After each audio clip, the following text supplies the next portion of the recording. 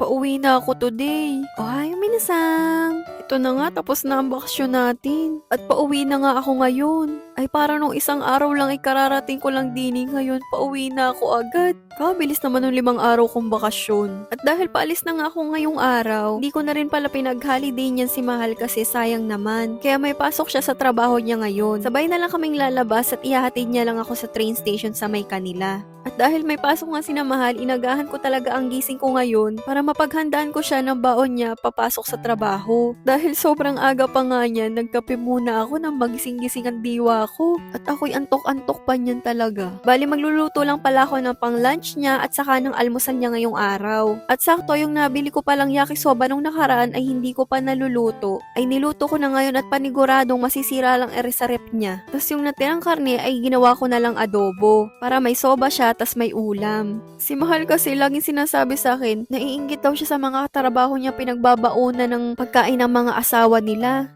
Alay-ari na, hindi ka na maiinggit. At gustong-gusto ko din naman tong gawin para sa kanya. Uubusin mo lahat yan ha, dami niyan. At habang bising-bising ako sa pagluluto dyan, si Mahal tulog na tulog pa. Ay hinayaan ko na muna at siya ngay may trabaho naman ngayon. Mamaya ay pagod na naman sa trabaho. Ay kawawa din naman. At sakto, nung natapos ako magluto, ay siya'y nagising na. Ay siya nga day liligo na muna. At habang siya'y naliligo, ay niligpit ko na nga muna tong pinaghigaan namin. At paniguradong hindi na naman to maliligpit ng matagal-tagal. Niready ko na din yung lunch niya para dadalhin na lang niya mamaya. At pagkatapos niyang maligo, ay binigay ko na din yung almusal niya. Ay mahirap pumasok ng walang laman ng tiyan. Lalo na't mahirap pa ang trabaho niya. At habang kumakain nga si Mahal, ay naglinis muna ako ng kaunti dito sa bahay. Ay ayoko namang umalis sa kanila na makalat. Kaya kahit papaano ay niligpit ko na yung mga kaya kong ligpitin. Para pag uwi mamaya ni Mahal ay maayos yung uuwian niya. And syempre hindi rin mawawala yung last picture namin. Syempre pabaon picture yan eh. Tuwing talaga magkasama kami hindi mawala lagi yung picture namin sa Polaroid. Niipon talaga namin yan.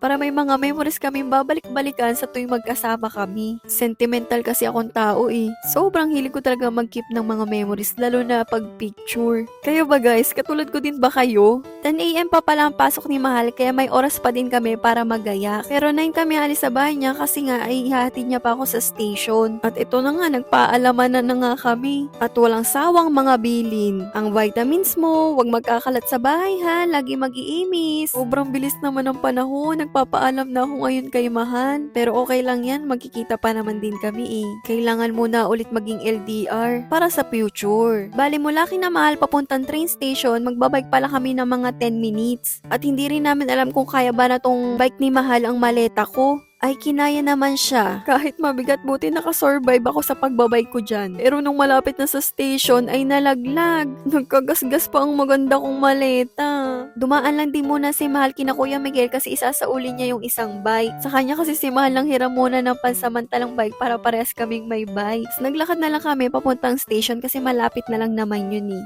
Pagdating namin sa station, saktong kakaalis lang nung isang train. Kaya nagantay pa kami ng mga 20 minutes bago dun sa sunod na train. Tapos maya-maya dumating na din yung train at kami nagpaalaman na. Hala, patawa-tawa pa ako dyan nung una pero nung naglalakad na ako dyan ay ako'y maiyak-iyak na. Nakakalungkot naman syempre. Pero kailangan pa nating kumayod para sa future. Mangilid-ngilid na yung luha ko dyan, pinigilan ko na lang. And pagkasakay ko pala dyan, umalis na din agad si Mahal kasi nga may pasok pa siya ngayon. Hi, sa LDR na ulit kami. Nakakalungkot pero kailangan lumaban. O siya, hanggang dito na lang muna guys. That's for today. Thank you for watching. Follow for more. See you in my next vlog. Bye! Follow nyo din ako sa FB page ko ha, Nikki Diaries. Thank you!